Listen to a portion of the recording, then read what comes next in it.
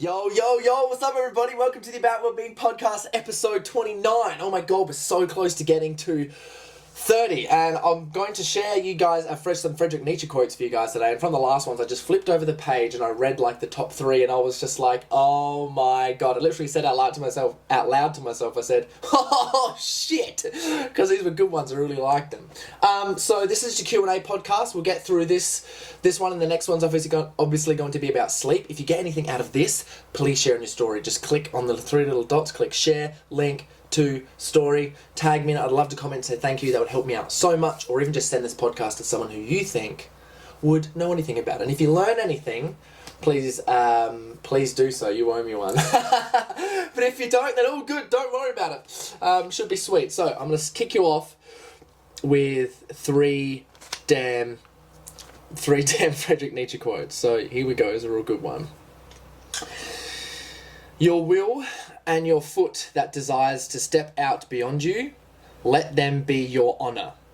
Gaze outwards, not backwards. Ooh. To live. So this is a quote which is basically just explaining on how to live. Which is, to burn oneself and not yet become warm. Ooh. What is meant by that? I think that's just like, burn yourself, don't become warm, do all the good stuff and remain humble while you're doing it. That's like my kind of interpretation along those lines. But I like how I said that, to burn oneself and yet not become warm. The next one, do not let people feast on the sweat of your brow. You are only an inch from your goal. Holy shit. I'll say that one again. I love that one. Do not let people feast on the sweat of your brow. You're only 1 inch from your goal. So in other words, like, don't let people use you up, get you down for whatever when you're trying and working your ass off. Because if you do, and that slows down your progress, then it's less likely you're going to get to your goal. But if, you ignore and you keep pursuit and you're staying on your path, boom, you will get to your goal because you're only an inch from it. How good is that? So, I've got some questions. Grab my damn phone. And if I have enough time, we've only got 20 minutes today, I've got like some ambition stuff I'd like to get through, but fingers crossed, like I don't even know if we'll get there. Alright, cool. So, first question. This is a huge one. I actually really like this question. This is a really big one. So the question is, I'm just trying to actually organise my notes here. Give me 2 seconds. This one. Sorry, here we go. So, what is your biggest physique inspiration? Corey.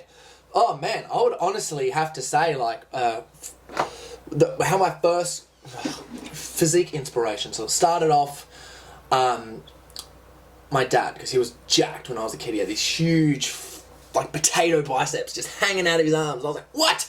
And I remember this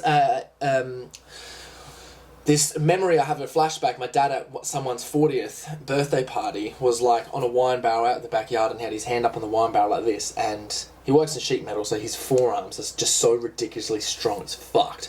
And I remember at the party, I was very young, 8 years old, probably something like that, and I remember every single guy at the party tried to arm wrestle Dad to beat him, and he beat all of them. It was like a lineup of dudes, and he was just boom, boom, boom, just knocking him down. And I was like, I want to be strong like that guy. And obviously, just watching superheroes and stuff as a kid, I always was just like, God, I want to be a hero so bad. I want to be a superhero so bad. I want to help people, I want to save people, I want to look like a hero and just embody all of those things. So, and I always kind of knew from a very young age, I was like, if I don't have, like, I will not let myself not ever have the body I like and look, as far as what I'm concerned, is what jacked is.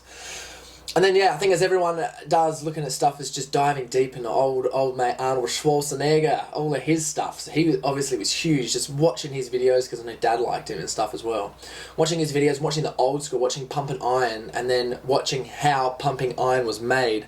Just watching all the old school videos of just his huge fucking chest and his back, and, it's just the confidence that Arnold Schwarzenegger had when he was doing the things and saying all the stuff, and you're like, oh God, you're allowed to say that? And all these different things, and and obviously he revitalised a whole, fitness revolution in industry and brought it popular just from getting filmed all the time. And just looking at all of that stuff, I was like, well, fuck, why not me too? and with all the dreams and aspirations, and like basically wanting to get bigger than my dad, so I could kick his ass, they all kind of combined. But I had that sort of self-expectations of myself to be there, and I would never have not been there regardless. No way in hell. Like, so in all honesty, the biggest physique inspiration would be my best self's inspiration, but I used motivation from all of these other different people and the rest of it, and then just watching, like, you know, obviously action movies, cartoons, Dragon Ball Z, like, Jesus Christ, I mean, you look how shredded they make the male body look right there. And then I had the self-belief that if you had a sexy body, girls would be attracted to you. So I trained really hard to thought that I'd become extremely attractive to girls, and I can firmly say that is not the case, and that is not what they find attractive for sure. It's only just a benefit. We think it is extremely attractive because we're, as men, visual creatures. So, girls are more feeling from the heart. So, next question. This one is huge. What is the... I'll save this one actually. So one of the next ones is marijuana training. What are the good effects it has on the body with training and stuff? So I'm going to say the opposite. I don't believe it's all that good. THC ruins your lungs. It makes you get into a bad sleep. Studies have proven THC fucks your sleep up, and ruins your lungs and does some stuff in the blood which isn't too good for it. Now I'm just going off the top of my head here for the stuff I've researched. I haven't looked at it that regularly recently. So I don't believe it's extremely good for getting into a parasympathetic state and in order to build a whole bunch of muscle. However, there are a bunch of athletes that like to use the marijuana to help them get into a flow state while they're actually training and being athletes and the rest of it. And you can sort of get like if you're more connected and you're smarter, and it depends as well. People have different DNA types, and people have different experiences on where everyone's completely, you know, has their own subjective experience. And if your own experience benefits and enhances you, and you know you're getting results from it, then like, hey, like, why not? But as long as it's not if you ever have the feeling of, oh, I need to use weed in order to get a good workout, or I need this, you shouldn't be using it at all. It's the same thing with pre-workout, same thing with caffeine. If you have an attachment to it, get rid of it, stop using it.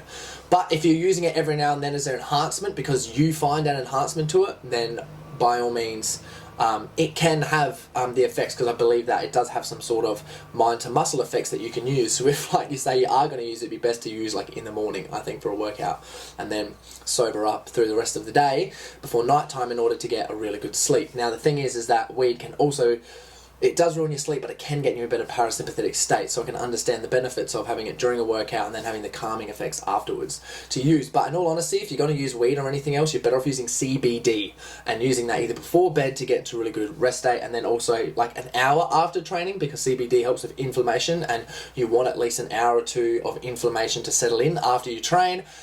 Use your CBD then.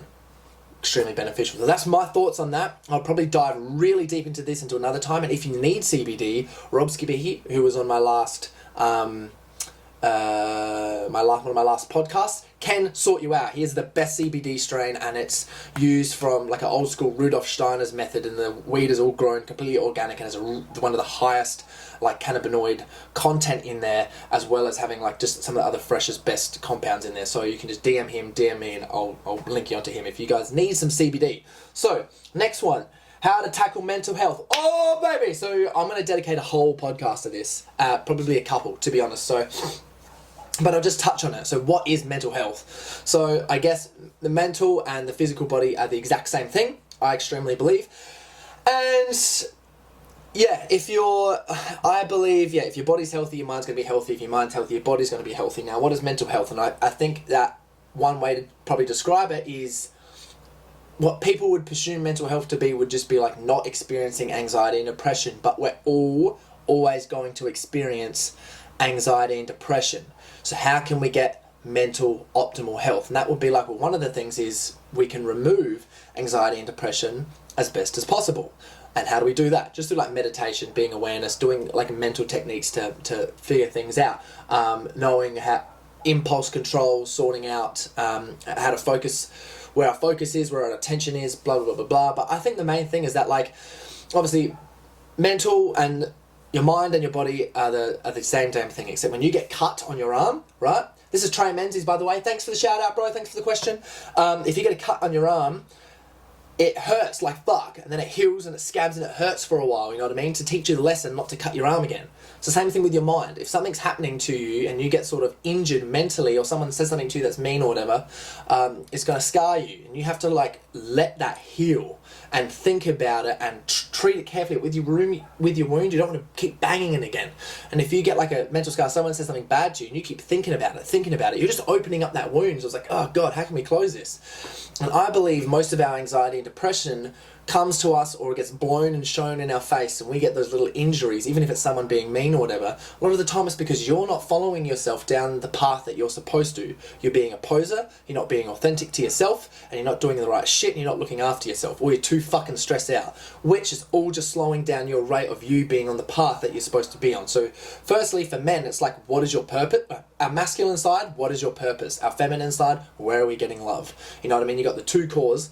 Obviously men, majority, more masculine, purpose, what's my purpose? Feminine, majority, women, where am I getting love from, where am I getting love from? And that doesn't have to be in a relationship, they can be in love with life, the world, things, whatever it is. So, sorting those two out, where's your love, where's your purpose, and are you following those? Firstly, you got to clarify both of those. What is my actual purpose? Let's fucking sprint down here. So you got to find it, then you got to sprint towards it, and you're always going to be off and on, and that's when anxiety and depression sort of use you as a bumper to be like, get back on the path. Y'all doing it wrong, you got some other stuff to figure out. Or if something changes, then you got to be adaptive for that. And the same thing, where's the love coming from? Whatever, like, we all have masculine and feminine within us. Where's the feminine core, and is that getting stimulated as well? Interesting. Obviously, I'll do a whole podcast on this, but thank you for the question. There's some little tips right there. Another question I got from my mate Paul Banwell and George. George Blackett. They said just like, why are you so handsome? And I say thank you so much for the question, guys. And I can't fucking answer that question, can I? It's because I keep my face shaved occasionally. I don't know, I think I'm pretty retarded, to be honest. Anyway, so the next one, we've got a question. Thanks for the question, guys. You made me feel real special. I'll take that in, I don't take it lightheartedly. Peace! Alright, so for the last question, my buddy Lucas asked, what was the pivotal point in life that led you to health and well-being? Well, it's a great question. When I was 4 or 5 years old, I read a book on health and the human body, and it just had all these health facts in there, like, you know, your lungs can spread out to the size of a tennis court, your intestines, if you get to a size of like a very small, like a fishing wire or something, wraps around the world, and just like all the amount of blood vessels we have, and you know what our skin does, what our brain just has, all this crazy stuff in there. And I remember being in like reception of year 1, and the teacher asking all these question facts, and like sort of like to surprise all the kids, and I was like, put my hand up, and I was like, I know the answer to this, and I'd answer all these questions. He was like, Jesus, you know his stuff. And then just through like growing up, singing, dancing, and acting is very connected into my voice from singing all the time. I was very connected into acting out certain roles and archetypes, spiritual and all the rest of it, just because of acting. You didn't even realize that was the case. And being extremely physical, dancing, so being in touch with my body and all the rest of it. I just sort of fell in love with the physical aspect of ourselves. And I just did really well in all health P subjects growing up as a kid, and I was just fascinated by just what the body did. I was so completely fascinated. Now, when I dived into that specifically, oh God, that's actually a really good question. I kind of went nuts at school. I got like just A's, straight A's for health and PE every single time I did those. And biology I actually failed at school, but that was because I didn't know how to school, didn't know how to do tests. Everyone in the class would ask me questions about it because I loved it. When it come to the assignments, like, no shit, I handed it up 2 weeks late. Boom, fail. I was like, God damn it. So I guess the real pivotal point was I went through some shit. mentally, when I started training and gymming, I fell in love with the gym, and I was like, well, I need to get really healthy in order to make a whole bunch of muscle. And this is where the realization sort of come in. It sort of developed over quite a few years. After some really toxic relationships, after parents splitting up, after getting extremely down to myself, being extremely lost for a few years, riddled with anxiety and depression, becoming suicidal for quite some time, and getting over those humps and getting over those hurdles, sort of drive me to the point to go and explore myself. I went to Bali, and I know I had to do all these type of meditation experiences, and I just dug in deep and was like, what is my ultimate goal? And it was like, well, I really want to compete and win world titles at this shit, and how the fuck am I going to do that in a job that I'm working 8 hours a day, and how the fuck am I going to do that when like it's extremely expensive to go see all these different people and do all these different things to sort myself out. I'm like, well, shit, I got to learn all of it out my damn self. So I just started researching like crazy and putting stuff in like crazy. And what happened was I just started talking about it all the time to all my friends and all my family. And then next minute, people just started getting all these crazy results. And it was kind of like the universe was just sort of directing me and put me in this path to be like, look, you're doing extremely good at this. And every time I did that, or people, like a huge way I receive happiness is when someone tries something that I am doing and they come back and have the same experience as me. Like, you see, I'm smiling right now, like, so much. I find that hilarious, and it fills me up. Like, I even just had a voice message from someone not too long ago, my old buddy Jackson, who'd been listening to these, and he was just like, bro, I did the coffee thing. I had like a week off coffee or 3 days off coffee. I had a coffee, then I had another day off coffee, and I had another coffee. And fucking hell, like, I've got such a huge bump from the coffees. Oh man, I find that hilarious. I think that is absolutely beautiful. And I absolutely love that. And that fills my cup up. And I was like, well, you know what? If this is the best stuff and it's making me happy, these are some of the things that I need to be doing. So I really started doing them. And you know, the universe I started receiving from the universe. I started becoming abundant in other areas, which was quite awesome. And I feel extremely convicted with my purpose and my passion. I did a whole bunch of work. I've done a whole bunch of like book exercises, writing exercises, journaling exercises, personality tests, strengths tests, Jordan Peterson's program, a whole bunch of philosophy, dark side things, just even traveling Europe mindfully and doing things to, you know, I was reading certain philosophy books and doing certain experiences and the rest of it. And it just like, they just kept building up to tell me like, do this shit because you're good at it. You remember this shit really well, and people vibe with you and your energy when you're on a lot with this, and you're fucking helping them. And then I basically developed my hierarchy, did all the things, and you know, I'm trying to climb that as best as possible myself. God damn, that's why we're out here. So thank you for the damn question. So we have just a couple minutes. I'm going to run through just some notes I took on ambition recently. We've got to it. I'm not going to explain it out in detail, but I'm going to say it as clear as possible so y'all can understand. So what we've got here is, take note on these. I've got, if you like, I'll put a link. I'll put a link in the notes to notes that I've taken on this on a Google document that you can view if you like. Might turn it into an article, might not. Who knows? All right, so here we go. What is ambition? Ambition is a match between your inner and outer expression of yourself. Right? What is inner expressions of yourself? That is like your brain rewiring. It is the goals that you have. It's your analysis. It's your internal preparations that you're setting up for things. Do not rush as soon as you wake up, because that puts you in a state of your willpower getting shrunken. Busyness is highly addictive. You feel needed and important with busyness. Disconnect yourself from that. Busyness reduces awareness and presenteeism, so the feeling of actually being present. You actually forget what you're doing. This is like when you're feeling busy, so it's not always that good, because busyness can become an identity, right? And it's your own identity, and you think it's the only way to be successful, it's the only way to be happy, it's the only way to get friendships, it's the only way to be responsible, it's the only way to be a man. You know what I mean? All those different things, when that is not the case. The busyness does not lead to success. Straight up. It's being clear, consistent, and precise with your shit is what it does. Brain rewiring is extremely important. You want to be looking at the positive things in life, and that's extremely crucial. You want to have your body at baseline to when anything happens to think of the positive of something, even if it's annoying. So you want to find a way to rewire your brain every single day that works for you, whether that's being mindful, meditating, using positive affirmations, mood songs, or cognitive behavior therapy. Meditation is awesome. It gets better at self-control skills, attention, stress management, impulse control, focus, and self-awareness. Set goals to take action. Extremely important.